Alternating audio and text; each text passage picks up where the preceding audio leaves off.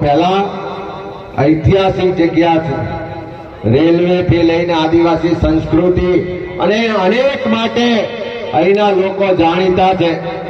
पण आज आ भाजपना राजमां भाजपना नेताओने कारणे दाहोद ओळखाय छे। शेना माटे?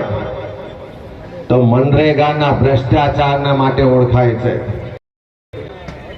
અને આ ભ્રષ્ટાચાર કોઈ સામાન્ય સરપંચ કરે તો જેલમાં પૂરવામાં આવે, પણ કરોડો રૂપિયાનો ભ્રષ્ટાચાર આ ભારતીય જનતા પાર્ટીની સરકારના મંત્રીએ કર્યો છે, તેમ છતાં હજુ ખુલ્લેઆમ ફરે છે।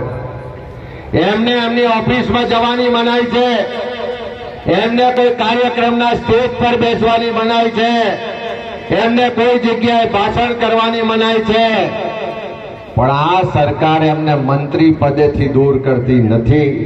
કારણ કે કઈક એવી દુખતી નસ આ સરકારની નરેન્દ્રભાઈ મોદીની એ બચુભાઈ ખાબડ પાસે છે કે જેનાથી એમને આજ દિન સુધી મંત્રી તરીકે દૂર કરતા નથી। હું ગઈ વખત આવ્યો જનમંચ પરના કાર્યક્રમમાં, એક નિવૃત્ત આર્મીના સૈનિક હતા, એમણે કીધું કે સાહેબ અત્યાર સુધી નરેન્દ્રભાઈ મોદી જ્યારે જ્યારે દાહોદ આવે તો એમને આ ભાઈ મોટા જાડા જાડા કડા પહેરાવતા હતા, ચાંદીની પેલી લહેર વાળી કોટીઓ પહેરાવતા હતા, મોટી મોટી એને ગિફ્ટ આપતા હતા।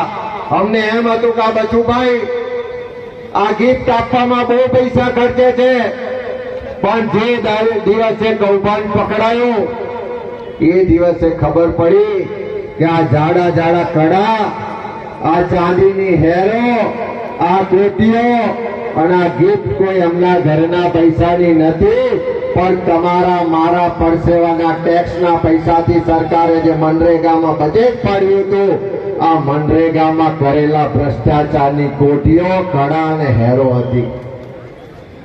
અહીં આગળ નકલી કચેરીઓ પકડાઈ હતી કે નહીં? અહીં આગળ નકલી એનએના હુકમો પકડાયા, કરોડો રૂપિયાનો કૌભાંડ થયું, પણ એ કૌભાંડ કરવા વાળા આજે જેલમાં છે કે મહેલમાં છે?